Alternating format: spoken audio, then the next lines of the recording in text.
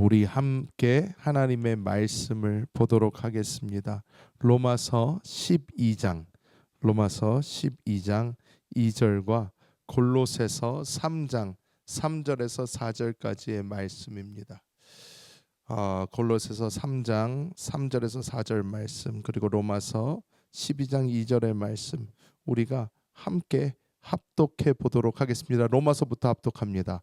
너희는 이 세대를 본받지 말고 오직 마음을 새롭게 함으로 변화를 받아 하나님의 선하시고 기뻐하시고 온전하신 뜻이 무엇인지 분별하도록 하라. 아멘. 자, 이제 골로새서로 갑니다. 우리 골로새서 3장 3절에서 4절 말씀 우리 함께 합독합니다. 이는 너희가 죽었고 너희 생명이 그리스도와 함께 하나님 안에 감추어졌음이라. 우리 생명이신 그리스도께서 나타나실 그때에 너희도 그와 함께 영광 중에 나타나리라. 아멘. 저는 오늘 이 로마서 12장 2절 그리고 골로새서 3장 3절에서 4절의 말씀을 가지고 변화, 이러한 제목으로 하나님의 은혜를 나누겠습니다. 우리는 예수 그리스도를 믿은 후에 여러 가지 변화가 우리에게 생기게 됩니다.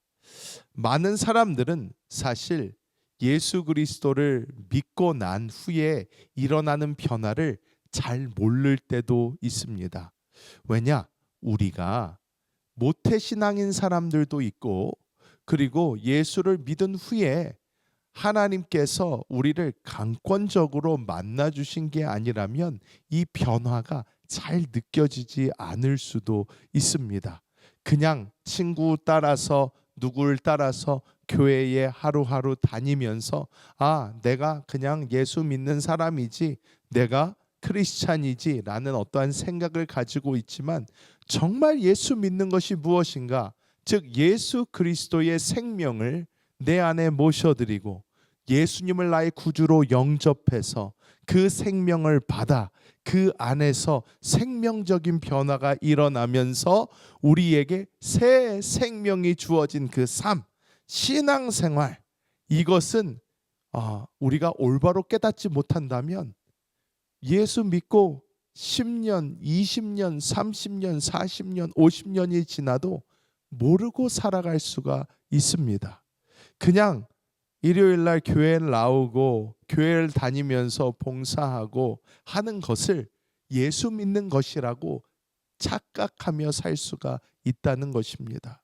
많은 사람들이 예수 믿는 것 하면 교회 다니는 것을 생각을 합니다. 교회 다니는 것 중요합니다. 여러분, 제가 교회 다니는 게 중요하지 않다고 말씀드리는 게 아니라 예수를 믿는다는 것에 가장 주의해서 우리가 보아야 할 것은 우리의 생명적 변화라는 거예요. 이 생명적 변화 없이 우리의 신앙은 온전히 이루어질 수가 없습니다. 내가 예수를, 이 생명적 변화를 알고 있지 않다면 똑바로 믿을 수가 절대로 없습니다. 절대로 없어요. 자, 우리가 이것을 재미있게 보면 예수님을 믿고 나서 우리가 이 개신교회에서는 성례가 두 가지가 있습니다. 어떤 것이죠? 침례가 있고요, 또 성찬이 있습니다. 가톨릭에서는 이거보다 조금 더 많습니다. 근데 우리 교회들은 딱 이 두 가지만 지켜요. 근데 이 침례와 성찬 둘 다 이야기하는 바가 똑같습니다. 무엇이죠? 내가 물속에 들어가서 죽고 물 밖으로 나올 때, 다시 숨을 쉴 때 성령으로 새롭게 태어나는 거예요. 죽고 다시 살아남을 보여주는 게 바로 baptism, 이 침례입니다. 그리고 성찬, communion, 우리가 같이 떼는 이 성찬은 무엇입니까? 하나의 떡에서 이것이 나누어져서 온 것인데, 이 하나의 떡은 한 몸, 그리스도의 몸을 의미하고 그리스도의 몸을 떼어서 우리가 다 먹음으로 우리가 몸속에 하나님의 생명을 받아들임. 그래서 우리가 무엇을 먹든지 마시든지 이것이 우리의 피와 살이 되는 것처럼 우리도 하나님의 생명을 가지게 된다. 이것을 이제 보여줍니다. 그런데 많은 사람들이 예수 그리스도를 믿었음에도 불구하고 하나님이 원하시는 삶을 살지 못할 때가 참 많다라는 것입니다. 예수님 분명히 우리 구원해 주셨어요. 우리는 새 생명을 얻은 자입니다. 그런데 우리의 삶은 예수 믿기 전이나 후나 별반 차이가 없다면 이것은 큰 문제가 있다라는 것입니다. 그렇기 때문에 하나님께서는 우리에게 변화를 일으켜 주십니다. 생명의 변화 이후에 우리는 여러 가지 변화를 갖게 되는데, 어떠한 변화가 우리 가운데 있게 되며 이 변화가 있을 때에 우리는 어떻게 또 변화가 되는지 우리가 함께 보도록 하겠습니다. 첫 번째로, 먼저 하나님께서는 우리의 시선을 변화시키십니다. 우리의 시선을 변화시키십니다. 골로새서 3장 3절의 말씀 우리가 함께 읽어볼까요? 골로새서 3장 3절 읽습니다. 이는 너희가 죽었고 너희 생명이 그리스도와 함께 하나님 안에 감추어졌음이라. 이렇게 이야기합니다.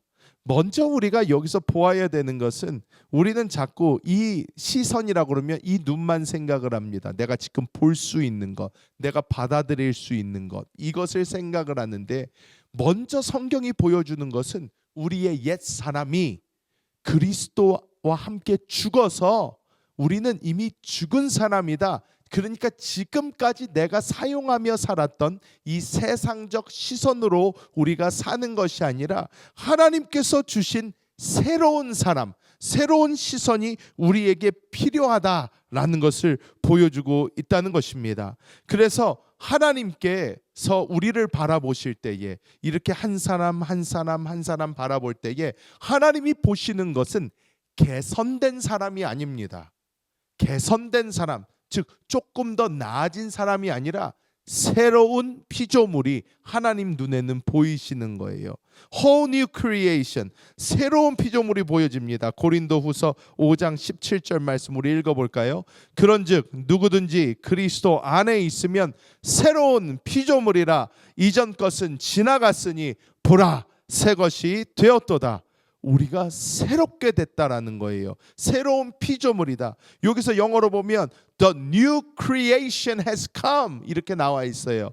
우리는 완전히 새롭게 창조된 존재가 된 것이에요. 하나님이 볼 때는 지금 내가 가지고 있는 이 육신의 눈, 육신의 사람을 보고 있는 것이 아니라, 하나님이 보실 때는 예수님 안에서 다시 새롭게 태어난 New creation, 새롭게 창조된 우리를 하나님께서는 보고 계시는 줄 믿습니다.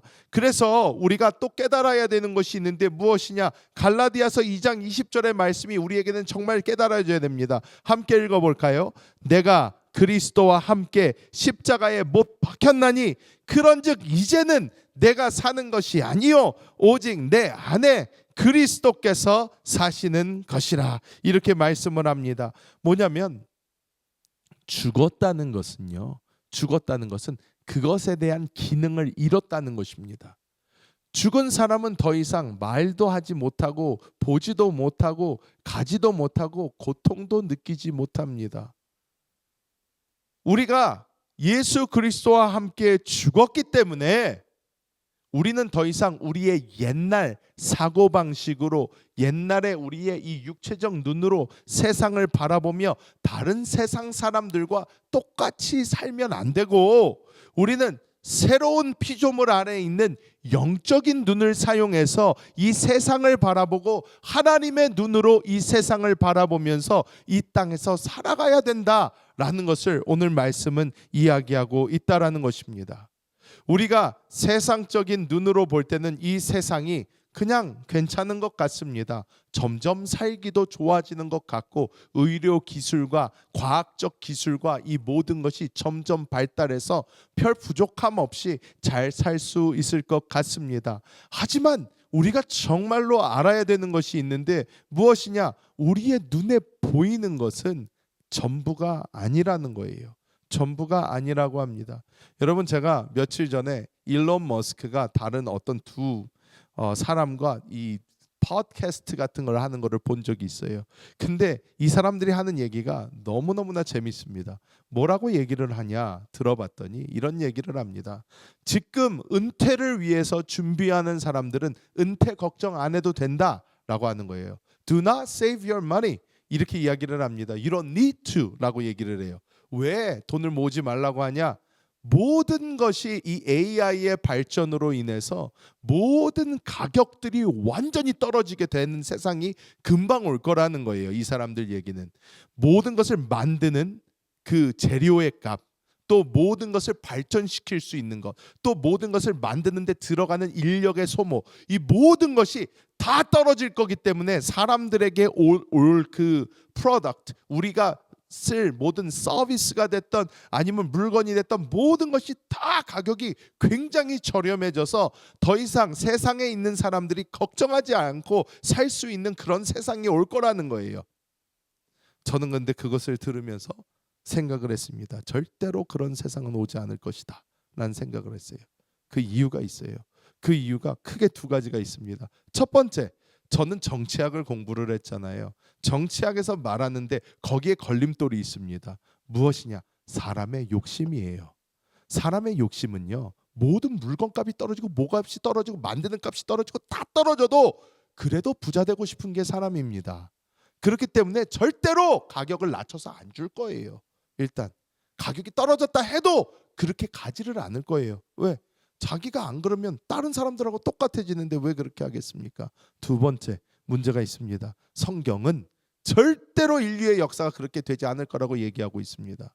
성경은 점점 사람들은 살기가 안 좋아질 거라고 얘기를 합니다. 더 많은 불화가 일어나고 싸움이 일어나고 전쟁이 일어날 거다, 이런 식으로 이야기하고 있습니다. 그렇기 때문에 우리는 생각한 게, 사람들은 생각하기에 이렇게 될 거야, 이게 맞아, 이제는 우리는 이렇게 살아야 돼 하는 모든 것에서 우리의 시선을 하나님의 주신 영적인 시선으로 바꿔서 똑바로 봐야 되는데, 똑바로 볼 때에 뭐가 보이나? 이 세상 권세는 누가 잡고 있어요? 예수님이 오시기 전이기 때문에 사탄이 아직도 잡고 있습니다. 사탄이 잡고 있어요. 그리고 그 사탄은 우리에게 자꾸 안경을 씌워줍니다. 자신의 눈으로 보게 만들어요. 세상에서 내가 조금 이렇게 살아야 되지 않나? 저렇게 해야지 내가 성공할 수 있지 않나? 그래도 이렇게 하는 게 더 낫지를 않나? 점점 우리로 하나님을 보지 못하게 하고 세상을 바라보게 해서 우리가 땅만 쳐다보다가 하나님께 가게 만들어 버립니다. 하나님의 사람들이 하나님께 가지 않고 땅만 쳐다보다가 하나님께 가서 아무것도 못하고 가게 만들어요. 이게 사탄의 전략이에요. 이 땅을 더 바라보게 하고 이 땅에 더 빠지게 만들고 이 땅에서 좋은 것을 쫓아가다가 결국 하나님께 갈 때는 아무것도 갖고 가지 못하는, 그러한 것이 바로 사탄이 우리에게 주는 이 시선이라는 것입니다. 우리가 이 세계 2차 대전에 나치 독일 포로 수용소에 갇혀 있던 이들의 심리학적인 상태를 연구한 빅터 프랭클린이라는 박사가 있는데요. 이 사람이 찾은 놀라운 연구 결과가 무엇이었냐면, 극심한 고통 속에서도 끝까지 살아남은 사람들은 어떠한 사람들인가 조사를 했더니, 자신이 처한 환경을 보는 사람들이 아니라 자신이 누구인지에 대한 정체성을 끝까지 바라본 사람들이 살아남았다라는 거예요. 내가 너무 어려운 데 있어, 힘든 데 있어, 내가 여기 있으면 금방 죽을 것 같아 본 사람들은 다 죽었다는 거예요. 하지만 나는 하나님과 함께 있어, 나는 미래가 있어, 나는 저기를 향해서 갈 거야 하는 사람들은 살았다라는 거예요. 자, 이것에 관련돼서 재밌는 이야기가 있는데요. 재밌는 건 아니지만 굉장히 잘 보여주는 이야기가, 이 French Revolution, 이 프랑스 혁명이 있었어요. 여러분도 잘 아시다시피 이 혁명군들이 왕세자였던 이 루이 17세를 사로잡았습니다. 포로로 사로잡았어요. 그래서 이 사람들이 어떻게 해요? 자기가 속에 있었던 이 귀족들과 왕족들에 대한 분노를 쏟아내기 위해서 어떻게 해요? 그냥 고문하고 때리고 이 정도가 아니라 이 사람의 인격을 무너뜨리려고 했어요. 이 사람의 생각과 이 사람의 모든 것이 무너지는 걸 보고 싶어 했어요. 그래서 이 루이 17세를 감옥에다가 가둔 다음에 그 안에다가 오물들을 쏟아놓고 맨날 때리고 욕하고, 이 루이 17세 이 어린아이였는데요, 이 아이의 이 멘탈을 깨기 위해서 날마다 최악의 환경에 불어넣었는데, 이 그래서 도덕적으로 스스로 타락해서 왕족의 품위를 잃고 막 같이 욕하고 같이 싸우고 이런 거를 기대를 했는데 얘가 무너지지가 않더라는 거예요. 어떻게 무너지지를 않나 계속 봤더니 이 루이 17세가 계속 한 문장을 되뇌었다고 합니다. 뭐라고 되뇌었나 보면, 자, 제가 이건데, 자, 뭐라고 되뇌었나? 나는 결코 그렇게 할 수 없다. 나는 왕의 아들로 태어난 사람이다. 나는 왕의 아들이다. 나는 왕의 아들이다. 계속 얘기를 했다는 거예요. 자기의 정체성을 잃지 않았다라는 것입니다. 여러분, 우리는 이 땅을 살아가면서 사탄은 계속 우리에게 이야기를 해요. 너는 패배해서, 너는 실패해서, 너는 할 수 없어, 너는 그렇게 살 수 없어, 너는 그래 봤자 거기서 거기야 하면서 사탄은 우리에게 얘기를 하지만 우리는 정확한 자화상을 가지고 우리는 바라봐야 됩니다. 아니다. 나는 하나님의 자녀다. 나는 하나님의 아들이다. 나는 하나님이 주신 시선으로 이 세상을 바라볼 것이며 사탄 너에게 속지 않고 하나님이 주신 시선으로 이 세상을 살아갈 것이다. 우리는 외치는 그런 사람이 되어야 될 줄 믿습니다. 두 번째로 하나님께서 우리에게 주신 것은 생각의 변화를 주십니다. 생각의 변화를 일으켜 주셔요. 자, 영적인 시선이 열리게 돼서 우리가 이 세상을 똑바로 볼 수 있는 눈이 생기면 그 다음부터는 우리의 생각이 자연스럽게 변화하게 됩니다. 로마서 12장 2절 말씀 우리가 함께 볼까요? 함께 읽어봅니다. 너희는 이 세대를 본받지 말고 오직 마음을 새롭게 함으로 변화를 받아 하나님의 선하시고 기뻐하시고 온전하신 뜻이 무엇인지 분별하도록 하라. 자, 여기서 보면 이 세대를 본받지 말고 오직 마음을 새롭게 한다 이렇게 나오잖아요. 자, 밑에 바로 영어로 뭐라고 써 있는지 보세요. But be transformed by the renewing of your 뭐라고 나와 있어요? mind라고 나와 있어요. mind라고 나와 있어요. 한국이 마음이라고 번역을 해놨는데 원어로 봐도요 이것은 생각이에요. 우리는 마음 그러면 뭐 그냥 두루뭉술하잖아요. 이렇게 마음? 무슨 마음을 어떻게 새롭게 해? 그러는데요. 여기서 말하는 건 생각을 새롭게 하라는 거예요. 생각을 변화시키라는 거예요. 우리가 하나님께서 나의 삶의 주권자가 되시고 하나님께서 나의 아버지가 되시고 하나님께서 나에게 새로운 생명을 주신 것에 대한 분명한 비전이 생길 때에 우리의 마인드는 점점 변화되게 되는 거예요. 더 이상 패배에 짓눌려 있는 사람의 생각이 아니라 하나님의 생각으로 하나님이 주신 관점을 가지고 우리가 이 세상에서 살아갈 수 있게 된다라는 것입니다. 우리가 이것을 가장 잘 볼 수 있는 것이 우리의 시민권이 바뀐 것을 우리가 깨닫는 거예요. 그것을 알게 되는 거예요. 자, 빌립보서 3장 20절 말씀 우리 함께 읽어봅니다. 그러나 우리의 시민권은 하늘에 있는지라 거기로부터 구원하는 자 곧 주 예수 그리스도를 기다리노니. 자, 우리의 시민권은 어디에 있어요? 하늘에 있다 이렇게 이야기하고 있습니다. 자, 여러분 저는 사실 이 시민권 요즘에는요 미국 시민권자도요 사실 불편한 게 더 많아요.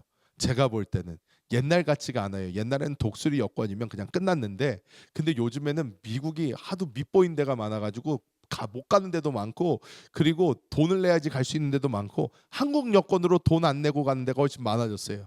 너무 신기하지 않아요? 또 미국 여권 가지고 가기 힘든 나라도 한국 여권 가지고는 갈 수가 있고 참 신기한 때가 됐어요.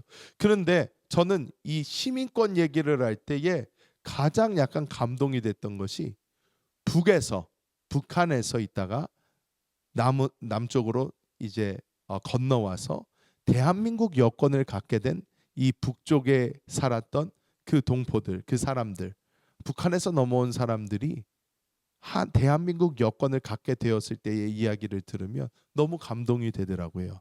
왜?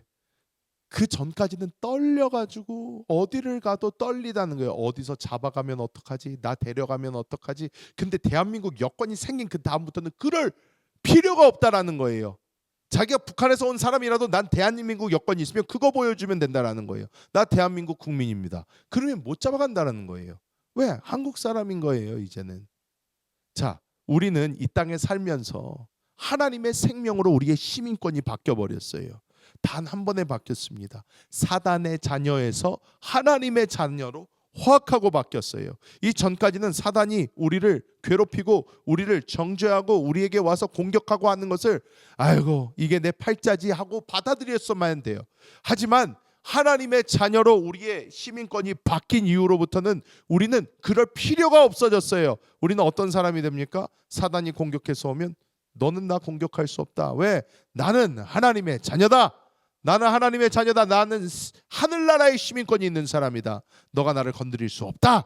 이렇게 이야기하면서 갈 수 있게 되는 거예요. 우리는 이 땅에서 우리에게 벌어지는 많은 일들이 우리는 그냥 당연한 일이라고 생각할 때가 많아요. 하지만 성경은 분명히 우리에게 말씀하고 있는 것이 우리가 이 땅에서 겪는 많은 일들은 우리 혈과 육, 즉 피지컬한 일이 아니라 영적인 일이라고 분명히 얘기하고 있습니다. 에베소서 6장 11절에서 12절 좀 작지만 우리가 함께 보면 마귀의 간계를 능히 대적하기 위하여 하나님의 전신갑주를 입으라. 우리의 씨름은 혈과 육을 상대하는 것이 아니요 통치자들과 권세들과 이 어둠의 세상 주관자들과 하늘에 있는 악의 영들을 상대함이라. 이렇게 나와 있어요. 우리는 혈과 육의 싸움인 줄 알아요. 내가 저 사람이 나를 괴롭히니까 이 환경이 나를 괴롭히니까 이게 잘 안 되니까 우리는 그거랑 맞서서 싸우려고 하는데 하나님이 우리에게 보여주시는 것은 아니다. 이것은 영적 전쟁이다. 싸워라. 누구랑? 이것을 가져다주는 권세들과 어둠의 세상 주관자들과 하늘에 있는 악한 영들과 싸우라는 거예요. 그래서 이 금요 찬양 예배도 오셔서 기도할 때에 우리는 그 영적 전쟁을 하는 거예요. 전투를 하는 것입니다. 똑바로 보기 시작을 했으니까 병원에서 뭐 이러면 된다 저러면 된다 여러분 그런데 잘 안 되잖아요. 우리가 이것이 영적인 전투인 것을 알고 우리가 영적인 부분에 먼저 승리하고 가면 이 영적인 것의 변화가 일어나면서 우리의 지금 살고 있는 이 3차원 세상에 놀라운 변화가 이루어지게 되는 줄 믿습니다. 그래서 우리가 사단이 공격해 올 때에 우리는 그것을 합법적이라고 생각하는 것이 아니라 불법이다 하고 우리는 그것에 맞서 싸워야 한다라는 것입니다. 여러분 법학을 보면 치외법권이라는 게 있습니다. 좀 어려운 말이긴 한데 치외법권이라는 것이 있는데 그것이 무엇이냐면 한 나라의 영토 안에 있지만 그 나라의 통치가 미치지 않는 구역이 있어요. 그러니까 요즘으로 얘기를 하면 지금 여기에 있는 그러니까 뭐 여기에 있는 코리안 엠베시 있잖아요. 한국 대사관 있잖아요. 한국 대사관 그 안은 어디예요? 한국이에요. 거기는 미국의 법이 적용이 되는 곳이 아니라 한국 법이 적용이 되는 곳이에요. 제가 한국에서도 주한미 대사관이 있어요. 서울에 가면 주한미 대사관이 있는데 거기를 들어가면 거기서부터는 미국이에요. 거기 안에는 US 테리토리란 말이에요. 거기서는 한국의 공권력이 들어오지를 못합니다. 우리가 거기 안에서는 미국 해병대가 지키고 있고 거기는 미국 영토예요. 자, 이것이 어떤 것이냐? 우리는 이 세상에서 그냥 우리가 볼 때는 세상하고 똑같이 살아가고 있는 것 같지만 우리가 하나님의 자녀고 하늘의 시민권자이기 때문에 이 세상에 살고 있어도 우리는 하늘의 법이 우리를 통치하고 우리는 하나님의 손안에 있기 때문에 이 세상의 사단 권세에 눌리지 않고 살 수 있다라는 거예요. 법적으로 이게 된다라는 말이에요. 이것을 우리는 어떻게 해야 돼요? 주장해야 돼요. 써야 된다라는 거예요. 자, 예전에 조용기 목사님이 이런 간증 많이 하셨어요. 사람들이 8.15 때 우리가 광복하고 이제 드디어 해방이다. 일본에서 벗어났어요. 일본에서 벗어났는데 자, 여러분 그때만 해도 2차 대전 끝날 때만 해도 무슨 인터넷이 있는 것도 아니고 뭐 뉴스가 그렇게 빨리빨리 전해지는 게 아니잖아요. 그러니까 이게 2차 대전이 끝났는데도 끝난지 모르고 어디 시골 구석에 박혀 있는 사람들은요. 시간이 많이 지나도록 몰랐다는 거예요. 자, 그렇다면 그 시절에 한국 사람들은 일본 순사를 보면 어떻게 해요? 도망 다녔어요. 왜? 핍박받으니까. 그런데 8.15가 지나서 이 뉴스를 몰라요. 8월 17일이에요. 그래서 전쟁은 끝났어요. 그런데 일본 순사 거기 시골이어가지고 뉴스 아직 안 들어왔어요. 그러면 어떡합니까? 아직도 일본 순사를 보면 무서운 거예요. 도망가는 거예요. 그런데 8월 17일 날 그 시골에 뉴스가 전해졌어요. 전쟁 끝났댄다. 일본이 졌댄다. 똑같은 순사고 똑같은 그냥 조선 사람인데 어떻게 할 수가 있어요? 몽둥이 들고 이제 쫓아가는 거예요. 왜? 알았어요. 이제 일본이 졌다는 걸 알았잖아요. 마찬가지라는 거예요.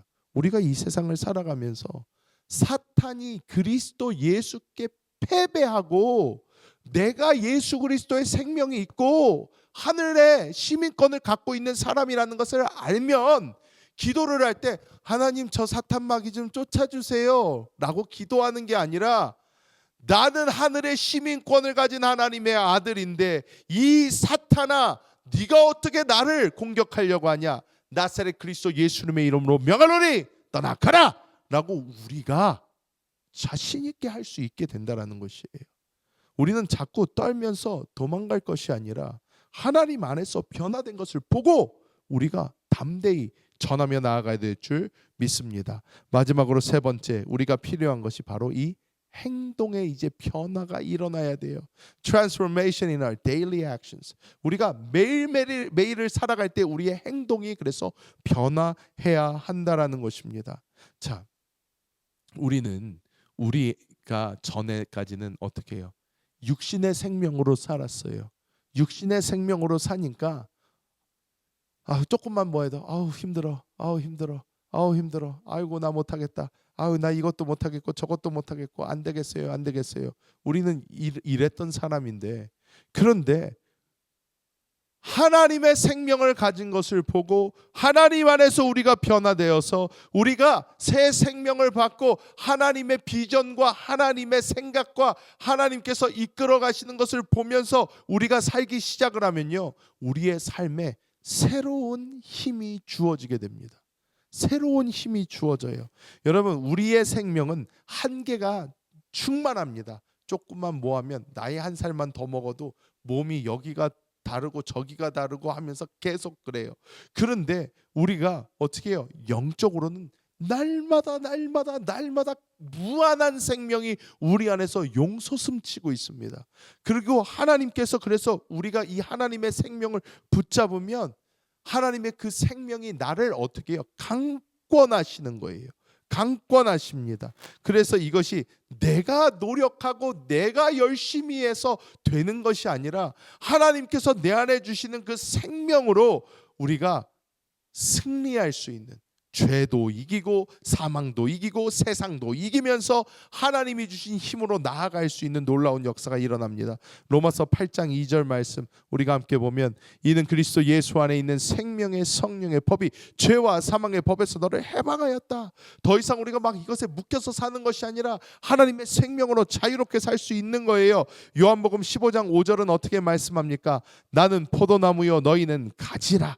그가 내 안에 내가 그 안에 거하면 사람이 열매를 많이 맺나니 나를 떠나서는 너희가 아무것도 할 수 없다. 이렇게 말씀을 하는 것입니다. 여러분 우리는 자꾸 내가 뭘 해보려고 그러니까 힘들어요. 내가 뭘 해보려고 그러니까 힘듭니까? 교회 안에서도 내가 봉사하려고 그러면 힘들어요. 좀 그만했으면 좋겠다. 이 생각이 저절로 듭니다. 그런데 우리가 하나님 안에 붙어 있으면요. 자, 가지가 열매를 맺는 것은 가지가 노력해서 되는 게 아니에요. 땅에서 뿌리가 영양분을 끌고 몸통으로 와서 몸통이 가지로 뿜어줄 때 가지는 가만히 몸통에 붙어만 있으면 저절로 열매가 맺혀요. 저절로 맺히는 거예요. 우리가 하나님 안에 있고 주님이 내 안에 살아계시다. 나와 주님은 하나다. 이것을 알 때에 우리의 노력 없이 하나님께서 우리의 삶 우리는 할 수 있는 것 단 하나 순종이에요. 내가 순종만 하고 하나님이 이렇게 하자 아멘 저렇게 하자 아멘 나는 순종만 하면 나의 삶에 일어나는 열매들은 하나님이 맺게 하십니다. 그래서 우리는 해야 되는 것 딱 하나 순종. 그 순종 하나밖에 없다라는 것입니다. 여러분 20세기 초에 미국의 저명한 안과 의사이자 선교사였던 윌리엄 완레스라는 분이 있어요. 윌리엄 완레스. 이분은요, 인도에서 수만 명의 백내장 환자의 수술을 집도를 했어요. 그리고 정말로 복음을 매일매일 전하는 그런 삶을 살았습니다. 말이 수만 명이지 여러분, 한 사람 수술하는 것도 얼마나 힘든데 이분은 계속 이 수술을 한 거예요. 그랬더니 사람들이 이제 이 박사님한테, 선생님한테 물어보는 거예요. 아니, 어떻게 선생님은 그렇게 수많은 환자를 대하면서 한결같이 인자하고 또 지치지 않는 열정과 사랑을 가지고 그 환자들을 그렇게 할 수가 있습니까? 라고 물어봤대요. 그랬더니 이 완리스 박사가 자기 손을 이렇게 보면서 이야기했다고 합니다. 저의 비결은 간단합니다. 저는 매일 아침 수술실에 들어가기 전에 내 손을 주님께 드립니다. 그리고 이렇게 기도해요. 주님, 오늘 이 손은 제 손이 아닙니다. 주님의 손입니다. 주님의 심장이 내 가슴에서 뛰게 하시고 주님의 사랑이 내 손끝을 통해 흐르게 하옵소서. 이렇게 기도를 하고 매일 아침을 시작한다라는 거예요. 이분이 이야기합니다. 내가 환자를 사랑하려고 노력하는 것이 아니라 내 안에 계신 주님이 그들을 향해서 사랑을 뿜으시니까 그 사랑이 그냥 나를 통해서 나온다는 거예요. 나를 통해서 나온다는 것입니다. 여러분, 지금 이 말씀을 들으면서 우리가 생각할 수 있어요. 나는 별로 안 그런 것 같은데 라고 생각할 수 있어요. 나는 좀 안 그런 것 같은데. 근데 여러분 아십니까? 우리가 우리 안에 계신 그 주님께 귀를 기울이고 그 성령께 우리가 순종하고 우리가 그 성령 하나님을 붙잡고 그분께 신경을 쓰면 여러분, 그분은 반드시 여러분을 통해서 어떤 것을 말씀을 하실 거예요. 그리고 반드시 여러분에게 어떤 부담을 주실 거예요. 그런데 그 부담이 올 때에 우리가 해야 되는 일이 순종이라는 거예요. 순종. 그 부담이 오는데 아이고 주님, 내 스타일 아니에요. 아이고 주님, 저는 그거 잘 못해요. 저는 이거 잘 못해요. 저는 저거 잘 못해요. 아우 주님, 다른 사람 시키셔요. 저는 아닌 것 같습니다. 미루면 거기에서 생명의 공급은 끊겨요. 그리고 하나님의 역사 일어나지 않습니다. 하나님은 자유의지를 우리에게 주셨고 우리를 존중해 주세요. 그래서 우리를 억지로 팔을 꺾지 않으십니다.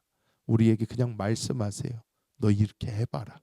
그런데 우리가 자꾸 거기서 아우 주님, 제 스타일 아닌데, 아우 주님, 이건 아닌 것 같은데, 자꾸 그렇게 되면 하나님의 생명이 똑 하고 거기서부터 끊겨버리는 거예요.